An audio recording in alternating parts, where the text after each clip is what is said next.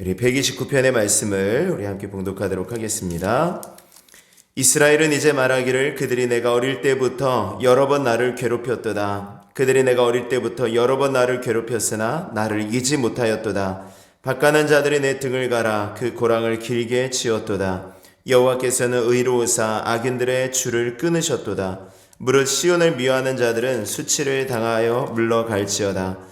그들은 지붕의 풀과 같을지어다. 그것은 자라기 전에 마르는 것이라. 이런 것은 베는 자의 손과 묶는 자의 품에 차지 아니하나니 지나가는 자들도 여호와의 복이 너희에게 있을지어다 하거나 우리가 여호와의 이름으로 너희에게 축복한다 하지 아니하느니라. 아멘. 아멘. 오늘도 성전에 올라가는 노래 가운데 15편의 시편 가운데 이제 10번째 시편에 해당하는 노래입니다. 오늘 말씀을 묵상하면서 조금은 세속적인 말일 수 있지만 존버라는 말이 생각이 났습니다. 속어로 많이 사용되기도 하는데 원래 그 말이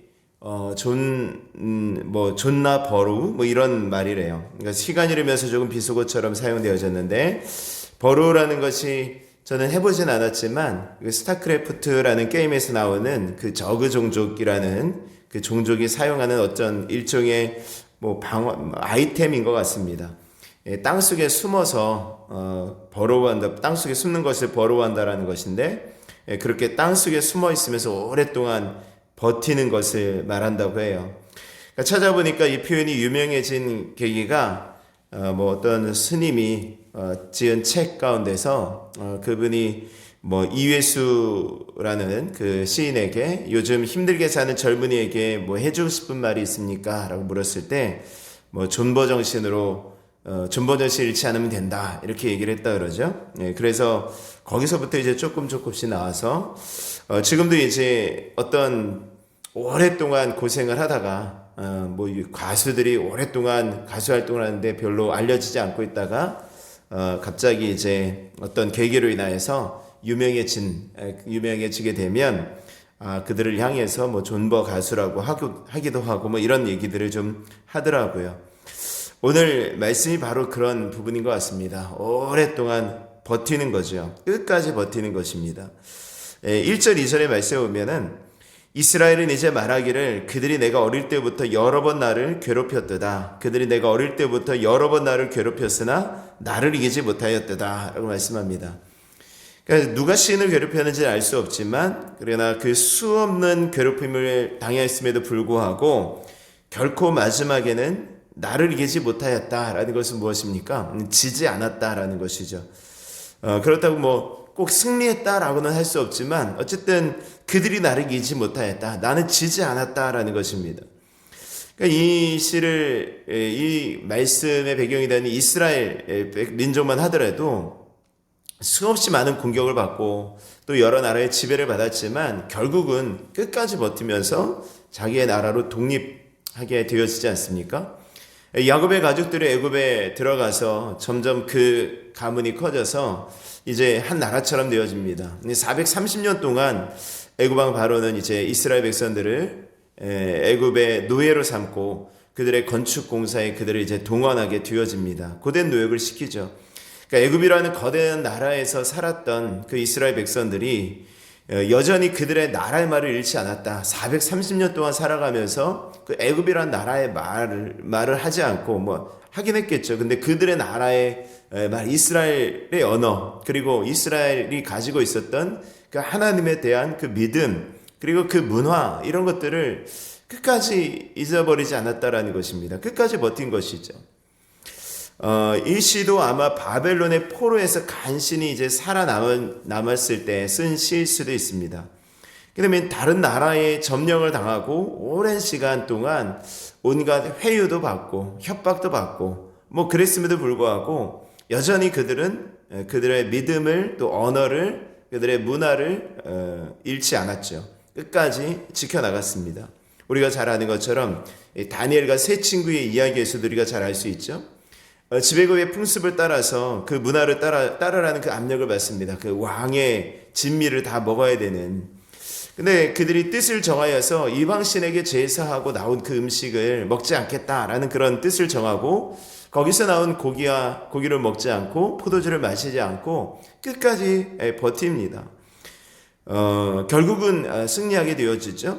뭐가 대단한가 할 수 있지만 어쩌면 당시에 그렇게밖에 할 수 없다. 우리는 지배국이기 때문에 어쩔 수 없지 않느냐라는 그런 부분에 있어서 항거하는 그런 모습이었을 것입니다. 왕이 금신상에게 절하지 않으면 불타는 풀문불에 던져넣겠다라는 그런 명령을 받았음에도 불구하고 이 사드락 메삭 아벳느고는 그것을 거절하죠. 그리고 그들의 믿음을 보입니다. 다른 신에게 기도하면 사자굴에 던져넣겠다라는 그 왕의 조서에 어인이 찍힌 것을 다니엘이 알고도 예루살렘 성전을 향하여 난 창문을 활짝 열고 하루에 3번씩 전에 하던 대로 기도하였다라는 것입니다. 그렇게 버티는 것입니다. 그냥 아무것도 하지 않고 그냥 땅속에 숨어서 버티는 것이 아니라 있는 것이 아니라 정말 하던 대로 원래 하던 대로 계속해서 하면서 버텼다라는 거죠. 물론 그 버티는 가운데 이제 129편의 말씀에 보면은 수많은 괴롭힘이 있죠. 여러 번 나를 괴롭히고 정말 수많은 괴롭힘, 그 위협이 있었다라는 것입니다. 초대교회 당시에 로마 제국이 교회를 핍박하면서 수많은 기독교인들을 옥에 가두고 또 죽이고 핍박하지 않습니까? 근데 그렇게 핍박했던 로마 제국은 지금 멸망했지만 지금도 교회는 건재하게 남아있는 것입니다. 그렇게 끝까지 버틴 인물이 또 우리 신약 성경에 바울이 있겠죠. 바울. 예수님을 따르는 길을 갔기 때문에 수많은 고통을 당했죠. 그가 얼마나 힘든 일을 겪었는지 고린도후서 11장의 말씀에 보면 이렇게 말씀합니다. 매도 수도 없이 맞아 여러 번 죽을 뻔하였으니 유대인들에게 40에 하나 감한매를 5번 맞았으며 3번 태장으로 맞고 1번 돌로 맞고 3번 파선하였는데 일주야를 기품에서 지냈으며 여러 번 여행에 강의 위협과 강도의 위험과 동족의 위험과 이방인의 위험과 신의 위험과 광야의 위험과 바다의 위험과 거짓 형제줌의 위험을 당하고 또 수고하며 애쓰고 여러 번 자지 못하고 줄이며 목마름이 여러 번 굶고 춥고 헐벗었노라 그 말씀합니다. 그러니까 모든 고통을 지금 다 받은 것입니다. 여러분 수도 없이 매도 맞고 또 복음을 전하러 가다가 배가 뒤집혀서 죽을 뻔한 그런 위기를 만나기도 하고 또 여러 사람들의 어떤 위협을 받기도 하고 강도의 예임을 받기도 하고 그 복음을 전하는 것 때문에 춥고 헐벗고 배고픈 이런 여러 모든 상황들을 만났지만 그러나 끝까지 버텼다라는 것입니다. 끝까지 버텼다. 여러분들이 사도행전과 또 사도 바울이 쓴 바울의 서신을 쭉 읽어볼 때에 저는 그 말씀 속에서 사도 바울이 예수를 믿는 그 순간부터 후진이 없었다라는 그런 마음이 있었어요. 후진이 없었구나. 사도 바울은 끝까지 전진했구나. 매를 맞으면 맞는 대로 죽을 고비를 넘기면 죽을 고비를 넘기고 간신히 살아나면 그 간신히 살아남은 목숨을 가지고 또 다시 복음을 전하러 갔던 거죠. 그렇게 끝까지 버티는 것입니다. 오늘 시인이 얼마나 괴롭힘을 받았는지 3절의 말씀에 보면은 밭가는 자들이 내 등을 갈아 그 고랑을 길게 지었도다 라고 말씀합니다. 보통 밭가는 자들은 자기를 괴롭히는 사람을 말하는데 그런데 그들이 시인의 등을 갈았다. 등을 갈아서 고랑을 길게 지었다라는 것입니다. 등이 고랑을 간다라는 것이 무엇입니까? 그 등 위에 소를 몰고 밭을 가는 농부처럼 왔다 갔다 하면서 곡괭이와 삽을 동원해서 마구 그냥 파헤치는 거죠. 고랑을 그냥 깊게 파는 것입니다. 인정사정 없이 마구 그냥 등을 이렇게 도구를 이용해서 파는 그런 모습을 좀 상상할 수 있겠죠. 그러니까 피가 철철 나고 막 살도 찢기고 지금 고통이 이만저만한 게 아닙니다. 그런 것이죠. 또 어쩌면 너무 고생한 나머지 등을 갈아 고랑을 길게 지었도다라는 것은 너무 이제 말라가지고 등뼈와 그 사이에 깊이 패인 것, 등뼈가 이렇게 있으면 그 주변에 깊게 파인 것을 또 그렇게 표현한 것일 수도 있습니다. 어찌됐든 지금 시인을 지금 괴롭히는 어릴 때부터 괴롭혔던 모든 그 사람들이 그 악인들이 그렇게 지금 괴롭혔다라는 것입니다. 힘들게. 자, 그런데 4절의 말씀에서는 그 반전이 일어나는 것이죠. 여호와께서는 의로우사 악인들의 줄을 끊으셨도다 라고 말씀합니다.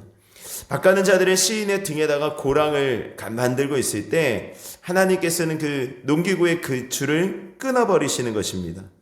왜 하시는 거죠? 누가요? 하나님께서, 하나님이 의로우시기 때문에 지금 이 일을 하시고 계신다라는 것입니다.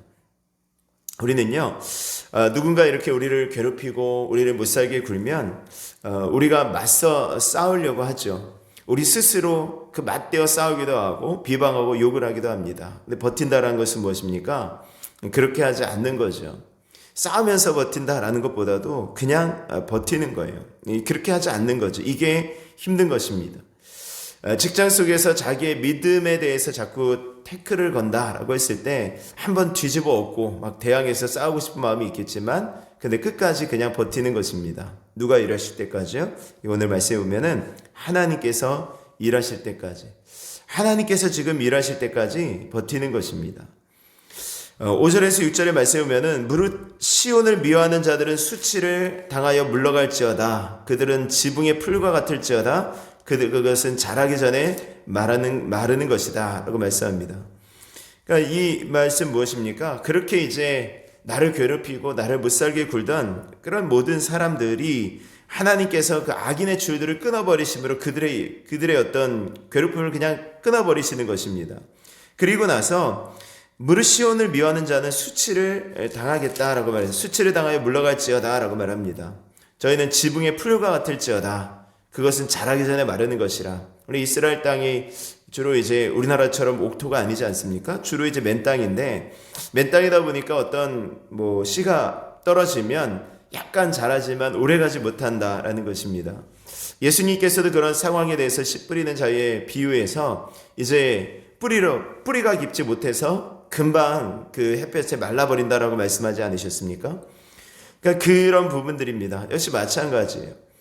지붕의 풀도 마찬가지입니다. 지붕의 풀이 금방 자라는 것 같지만 자라기 전에 그냥 다 말라버린다라는 것입니다. 시온을 미워한다라는 것은 하나님의 어떤 임재, 하나님을 미워한다라는 것이겠죠. 그러니까 그런 사람들은 다 지금 잘 되는 것 같지만 금방 무엇인가 할 수 있는 것 같지만 결국은 영원하지 않고 다 말라버릴 것이다라는 것입니다.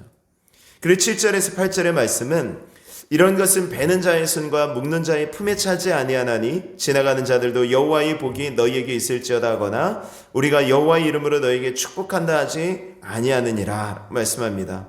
그러니까 그렇게 금방 싹이 나다가 시들어 버리기 때문에 그것을 본 사람들은 축복하지 않는다라는 것입니다. 이것을 베는 자의 손과 묶는 자의 품에 차지 않는다. 이게 성에 차지 않는 것이죠.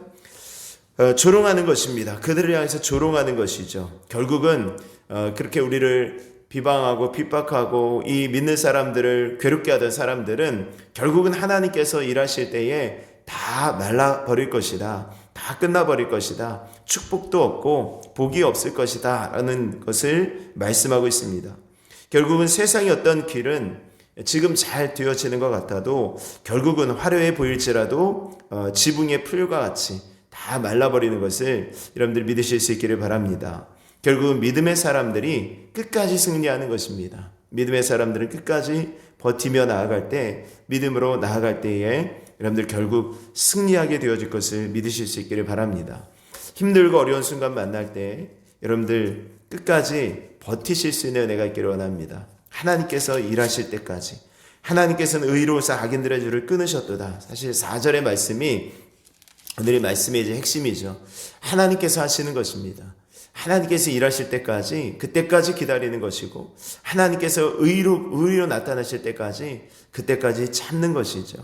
오늘 한 날도 이 하나님 안에서 끝까지 버티고 또 하나님이 일하실 때를 기다리며 승리하며 나아갈 수 있는 복된 한 날이 되실 수 있기를 주 이름으로 축원합니다. 우리 시간을 우리 찬송